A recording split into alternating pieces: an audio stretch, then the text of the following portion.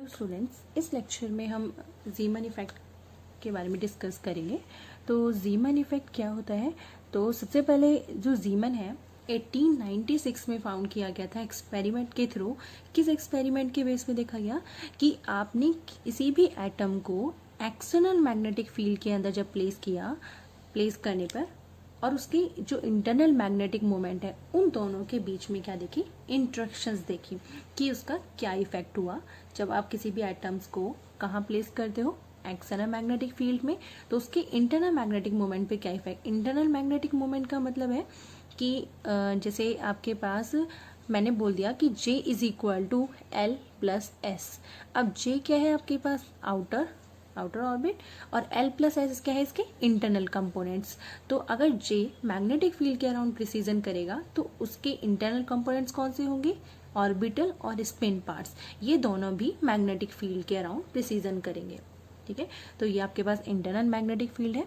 तो अगर आप जब किसी भी एटम को एक्सटर्नल मैग्नेटिक फील्ड में प्लेस करते हो तो उसका एक्साइटेशन स्पेक्ट्रम आप मेजर करते हैं, और उस स्पेक्ट्रम को आप मेजर किससे कंपेयर करके चलते हैं, जहाँ पे मैग्नेटिक फील्ड प्रेजेंट नहीं है। जैसे आपके पास दो लेवल है, तो फर्स्ट लेवल के अंदर आपके पास जो एटम है जो आप इसे एनर्जी देंगे, ठीक है, इन एक्सटर्नल मैग्नेटिक फील्ड की बात करें कि हमने external magnetic field, uniform external magnetic field provide किया है, तो एटम्स की इंट्रैक्शंस देख रहे हैं। और यहाँ से अपर लेवल में जो एटम्स मूव करेंगे, जो यहाँ पे आपके पास स्पेक्ट्रम बन के आएगा, उस स्पेक्ट्रम को कंपेयर करोगे आप किस स्पेक्ट्रम से, जहाँ पे मैग्नेटिक फील्ड प्रेजेंट नहीं है, वहाँ का स्पेक्ट्रम, और मैग्नेटिक फील्ड के अंदर स्पेक्ट्रम किस तरीके से आया, उन दोनों स्पेक्ट्रम को कंपेयर करके चल रहे हैं। तो मेनली जो जीमन इफेक्ट की जो डेफिनेशन होती है वो आप डायरेक्टली ये बोल सकते हैं कि जो लाइन स्प्लिटिंग करते हैं, splitting of spectral line, number of components line. कितने नंबर ऑफ कंपोनेंट्स लाइन होंगी यहाँ पे, 2 कंपोनेंट्स लाइन या फिर 3 components line in place of external magnetic field. किसी भी एटम को एक्सटर्नल मैग्नेटिक फील्ड में प्रेजेंट करने पर वो एटम हमारे पास क्या स्प्लिट होके आपको मिलेगा, किसकी फॉर्म में, स्पेक्ट्रल लाइन की फॉर्म में, और वो स्पेक्ट्रल लाइन के जो कंपोनेंट होंगे वो 2 और 3 लाइंस की फॉर्म में होंगे। नेक्स्ट, इसमें है आपके पास जो आप फ्रीक्वेंसी ऑब्जर्व करेंगे इन लाइंस की, जो आपको ये लाइंस मिली है स्पेक्ट्रल लाइन, वो आपको कैसे ऑब्जर्व होती है, डायरेक्टली मैग्नीट्यूड, जब आप एक्सटर्नल मैग्नेटिक फील्ड के मैग्नीट्यूड से ऑब्जर्व होंगी। तो आपके पास फ्रीक्वेंसी ऑब्जर्व हुई है, वो किसके मैग्नीट्यूड के हैं, magnetic field, applied magnetic field के मैग्नीट्यूड। जब आप इन स्पेक्ट्रल लाइन को ऑब्जर्व करते हैं, एक्स्ट्रा स्पेक्ट्रल लाइंस को, इट मीन्स जो एक्स्ट्रा स्पेक्ट्रल लाइन का मतलब क्या है यहाँ पे, कि जो एटम है आपके पास जो मैग्नेटिक फील्ड में है उनका एनर्जी लेवल्स क्या है आपके पास, डिफरेंट है। अब ये जीमन इफेक्ट आपको 2 टाइप्स की फॉर्म में मिलते हैं। 2 टाइप्स मीन्स फर्स्ट है आपके पास normal Zeeman effect and second है आपके पास अनॉर्मल जीमन इफेक्ट। तो नॉर्मल जीमन इफेक्ट के केस में आप 2 केस में स्टडी करेंगे। किसके इफेक्ट के बारे में आप देखोगे, मैग्नेटिक फील्ड का इफेक्ट क्या होगा नॉर्मल जीमन इफेक्ट पे, और मैग्नेटिक फील्ड का इफेक्ट एनॉर्मल जीमन इफेक्ट में। तो नॉर्मल जीमन इफेक्ट की आप बात कर रहे हो तो फर्स्ट आप क्या ऑब्जर्व करोगे, जब आपने पैरेलली मैग्नेटिक फील्ड के देख रहे हैं, और सेकेंड आप perpendicular to the magnetic field. तो जो फर्स्ट केस है इसमें parallel to magnetic field, first case में आपके पास क्या होगा, सबसे इसे डायग्राम के थ्रू समझते हैं। ये मैंने कंसीडर करा है कि आपके पास स्पेक्ट्र एक सिंगलेट लाइन है। ये सिंगलेट लाइन आपके पास कहाँ है, जब आपके पास कोई मैग्नेटिक फील्ड प्रेजेंट नहीं है। मैग्नेटिक फील्ड क्या है यहाँ पे, नॉट प्रेजेंट। जैसे ही आप मैग्नेटिक फील्ड प्रोवाइड करोगे इस वाले केस में, तो मैग्नेटिक फील्ड प्रोवाइड करने पे ये सिंगलेट लाइन आपके पास 2 कंपोनेंट के अंदर ब्रेक होंगी, फर्स्ट कंपोनेंट और सेकंड कंपोनेंट जो मिलेगा आपको। तो जो फर्स्ट कंपोनेंट आपको मिलेगा, ये कंपोनेंट होगा, इसकी फ्रीक्वेंसी लोअर होगी एंड सेकंड कंपोनेंट की फ्रीक्वेंसी हायर होगी। किसके कंपैरिजन में, ओरिजिनल लाइट के कंपैरिजन में।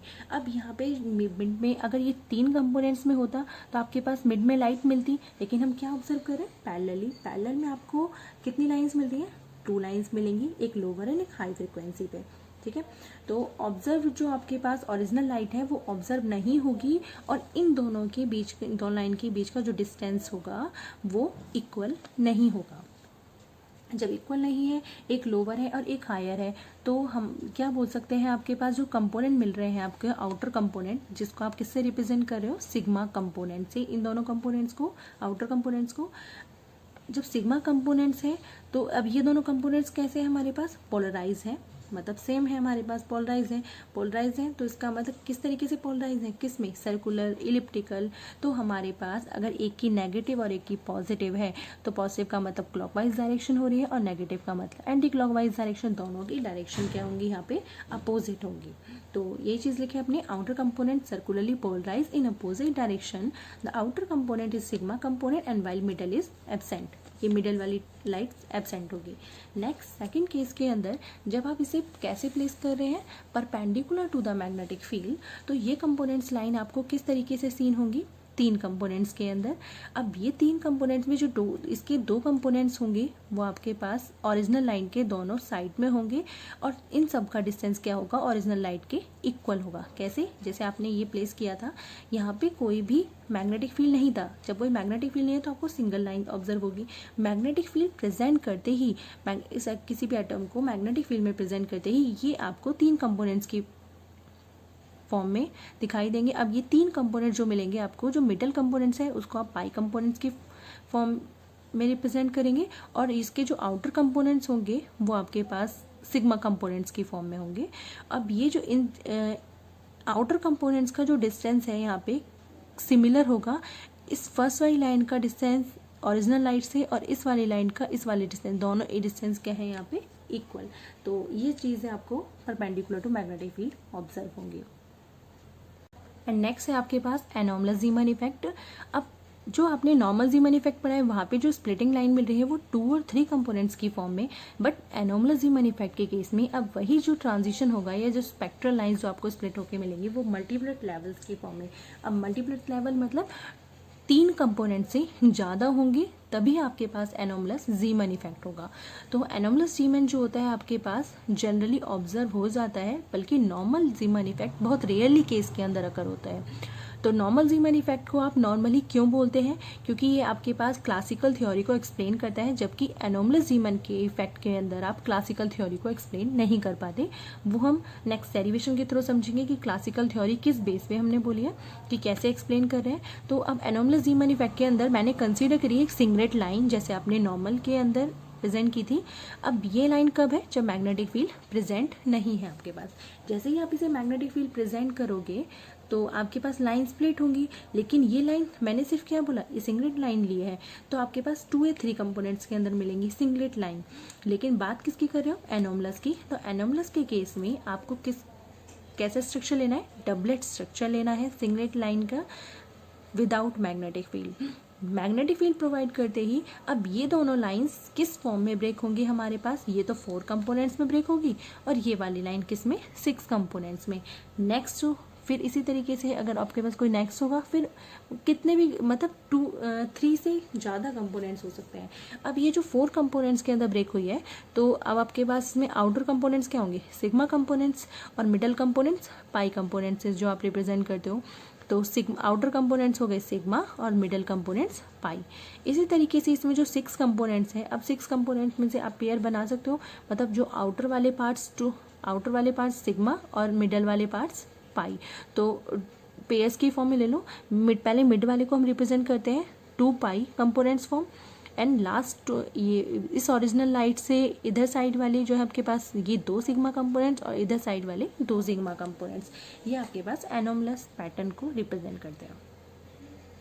अब classical theory, normal Zeeman effect classical theory को कैसे एक्सप्लेन करता है उसको स्टडी करेंगे कि क्लासिकल थ्योरी में आपके पास क्या होता है, कोई भी इलेक्ट्रॉन अगर आपके पास मूव कर रहा है किसमें, सर्कुलर ऑर्बिट के अंदर, या तो उसकी डायरेक्शन क्लॉकवाइज होगी या फिर एंटी क्लॉकवाइज। अगर क्लॉकवाइज और एंटी क्लॉकवाइज में इलेक्ट्रॉन जो मूव करेंगे हमारे पास, तो फोर्स किस डायरेक्शन में लगाएंगे हमारे पास, टू द सेंटर डायरेक्शन, क्योंकि हमने कंसीडर करा है कि उसके अंदर जो न्यूक्लियस है वो हैवी है और उसको हमने स्टेबल कंसीडर करा है। तो इलेक्ट्रॉन जो रिवॉल्व कर रहे हैं उसकी जो डायरेक्शन होगी वो टूवर्ड्स द न्यूक्लियस होगी, ये टूवर्ड्स द सेंटर। अगर टूवर्ड्स द सेंटर है तो आपके पास कौन सा फोर्स लगेगा, सेंट्रीपिटल फोर्स इलेक्ट्रॉन पे बाय एन इलेक्ट्रॉन। तो सेंट्रीपिटल फोर्स कितना होगा आपके पास, m/r ओमेगा स्क्वायर। तो m क्या है आपके पास, इलेक्ट्रॉन का मास, रेडियस ऑफ इलेक्ट्रॉन और एंगुलर वेलोसिटी ऑफ इलेक्ट्रॉन। मैंने बोला कि या तो इलेक्ट्रॉन कैसे मूव करे हमारे पास, या तो एंटी क्लॉकवाइज में या फिर क्लॉकवाइज डायरेक्शन के अंदर। तो इस पे क्या अप्लाई होगा, फोर्स अप्लाई होगा। तो ये इलेक्ट्रॉन जब मूव करे कौन सा फोर्स लगा रहे हैं, सेंट्रीपिटल फोर्स हमारे पास लगा टूवर्ड्स द सेंटर। तो आपके पास ये फोर्स की डायरेक्शन, इलेक्ट्रॉन कैसे मूव कर रहे हैं, एंटी क्लॉकवाइज में, तो ओमेगा स्पीड से मूव कर रहे हैं, तो वेलोसिटी किधर होगी, इलेक्ट्रॉन इधर जाएगा तो इधर वेलोसिटी, सेम एज इधर जाएगा तो फिर इधर वेलोसिटी होगी इसकी। तो मैग्नेटिक फील्ड कहाँ होगा इसमें, अपवर्ड डायरेक्शन में। सेम अगर आप क्लॉकवाइज डायरेक्शन में कर रहे हैं तो वेलोसिटी लोअर साइड में, मैग्नेटिक फील्ड आपके पास कहाँ है, अपर साइड में, आपने एक ही डायरेक्शन में अप्लाई किया है। और यहाँ पे जो फोर्स आप अप्लाई कर रहे हैं वो कौन सा फोर्स है आपके पास, सेंट्रीपिटल फोर्स। तो सेंट्रीपिटल फोर्स जो है आपके पास टूवर्ड्स द सेंटर।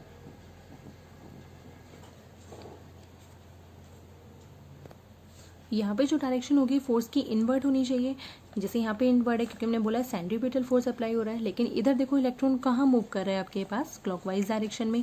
तो ये जो फोर्स लगाएगा आपके पास किस डायरेक्शन में लगा, इसके जस्ट अपोजिट, ठीक है, क्योंकि इसकी वेलोसिटी लोअर साइड में है। तो इसमें कौन सा फोर्स होगा आपके पास, कि आप ये बोल रहे हो कि मैग्नेटिक फील्ड इसके जस्ट क्या है, परपेंडिकुलर है, किसके, इस वेलोसिटी के। अगर जस्ट परपेंडिकुलर आ रहा है हमारे पास तो इसमें एडिशनल फोर्स लगेगा। अब वो एडिशनल फोर्स किसके, मैग्नेटिक फील्ड के केस में, तो वो एडिशनल फोर्स क्या होगा आपके पास, ये लिख सकते हो आप, EBV, electron into magnetic field into में वेलोसिटी। ये टर्म्स आपने क्यों लिखे हैं यहाँ पे, EBV, मैग्नेटिक फील्ड के डायरेक्शन में, क्योंकि अगर आपने स्टडी किया तो F इज इक्वल टू क्या होता है आपके पास, QV क्रॉस B। ये फॉर्मूला होता है charge into velocity into magnetic field, क्योंकि हमारे पास यहाँ मैग्नेटिक फील्ड क्या है, परपेंडिकुलर है। अगर मैग्नेटिक फील्ड परपेंडिकुलर है तो आपके पास थीटा कितना हो गया, 90 डिग्री। और वेक्टर प्रोडक्ट के केस में आप इसे किस फॉर्म में लिखते हो, QVB साइन थीटा। तो जो एंगल होगा वो किसके बीच में, V और B के बीच में। तो V और B के केस में आपके पास एंगल कितना है, 90 डिग्री। तो थीटा 90 पुट करोगे तो आपके पास कितनी value, sine 90 is equal to 1। तो आपके पास हम होगी F is equal to QVB। और यहाँ पे जो चार्ज है वो किसकी फॉर्म में, इलेक्ट्रॉन की फॉर्म में। तो इलेक्ट्रॉन B और B, ये आपके पास क्या हो गया, एडिशनल फोर्स किस पे, इलेक्ट्रॉन पे। B is the magnetic field, V is the linear velocity. अब मैंने बोला कि यहाँ पे जो एडिशनल फोर्स आपने अप्लाई किया है, जो एडिशनल फोर्स अप्लाई हुआ उसमें क्या हो, एंगुलर वेलोसिटी के अंदर चेंज होगा जो आप अप्लाई कर रहे हो ये। तो एंगुलर वेलोसिटी के अंदर कितना, पहले किस स्पीड से मूव कर रहा था, ओमेगा, जो हमने फिक्स की गई थी। लेकिन अब यहाँ पे ये एंगुलर वेलोसिटी की स्पीड क्या होगी, चेंज होगी, ओमेगा से कुछ टर्म और एक्स्ट्रा ऐड हो गई इसके अंदर। तो अब जब ऐड हुई है तो ओमेगा प्लस डी ओमेगा बोल सकते हो उस टर्म को, ये ओमेगा की स्पीड से और ये ओमेगा प्लस डी ओमेगा की स्पीड से। तो अब जो भी फोर्स आपने लिया है उसको आप कहाँ पे प्लेस करोगे, इक्विलिब्रियम के अंदर प्लेस करो। इक्विलिब्रियम मतलब दोनों टर्म्स को आप इक्विलिब्रियम में प्लेस करेंगे, इक्वल रखोगे। तो आपके पास फोर्स कितना आया था, आप एक बार plus F is equal to BEV। तो आप इसे, अगर इलेक्ट्रॉन नेगेटिव है, डायरेक्शन पे डिपेंड करेगा कि ये डायरेक्शन क्लॉकवाइज है या फिर एंटी क्लॉकवाइज है, तो नेगेटिव और पॉजिटिव से रिप्रेजेंट कर सकते हो इस केस को। तो इस टर्म को इधर लेकर आओ तो आपके पास टर्म क्या आ जाएगी, F is minus of BEV। अब ये डिपेंड करेगा उसकी रोटेशन पे, तो आप इसे यहाँ पे लिख दो प्लस माइनस ऑफ BEV। ये वाली टर्म्स इज इक्वल टू में जो आपने इक्वेशन फर्स्ट लिखी थी, इक्वेशन फर्स्ट क्या थी आपके पास, सेंट्रीपिटल फोर्स की MR ओमेगा स्क्वायर। लेकिन एडिशनल फोर्स ऐड होते ही उसके अंदर वेलोसिटी में क्या हुआ, चेंज। और चेंज होने पे वो ओमेगा किस में चेंज हुआ, प्लस डी ओमेगा के अंदर। मतलब एंगुलर वेलोसिटी टर्म कुछ और ऐड हो गई। ऐड होते ही ओमेगा प्लस डी ओमेगा का होल स्क्वायर हो जाएगी ये वाली टर्म्स। अब इस इक्वेशन को आपको क्या करना है, सॉल्व करना है और ओमेगा की वैल्यू इवेल्युएट करनी है। अब सॉल्व करो इस इक्वेशन को, F plus minus of BEV। तो अब आपके पास जो फोर्स था, आप उस फोर्स को क्या बोल सकते हो, जो सिंपल फोर्स था जो ओमेगा वेलोसिटी से मूव कर, इस ओमेगा वेलोसिटी से मूव किया था एंगुलर वेलोसिटी से। तो टर्म क्या थी आपके पास, MR omega square plus minus of BEV is equal to MR। अब इस टर्म को आप सॉल्व करेंगे A प्लस बी का होल स्क्वायर से, A square plus B square plus 2AB। इस फॉर्म से इसके अंदर मल्टीप्लाई करिए, MR omega square plus minus BEV MR के सब इक्वेशन से मल्टीप्लाई। अब मल्टीप्लाई करने पे इस इक्वेशन के अंदर देखो जो आपके पास एंगुलर वेलोसिटी है, मतलब D omega, smaller change in angular velocity, यहाँ पे क्या है इसका होल स्क्वायर। जब पावर हमारे पास होल स्क्वायर पावर स्क्वायर में है तो हमारे पास ये टर्म क्या होगी, हायर ऑर्डर टर्म्स। और हायर ऑर्डर टर्म्स को आप क्या करते हो, नेग्लेक्ट कर देते हैं। तो ये वाली टर्म नेग्लेक्ट होने पे ये कैंसिल हो जाएगी, और कैंसिल होने पे तो आपके पास सिर्फ ये दो टर्म रह गई, दो term mr omega square plus 2mr omega D omega इसके इक्वल।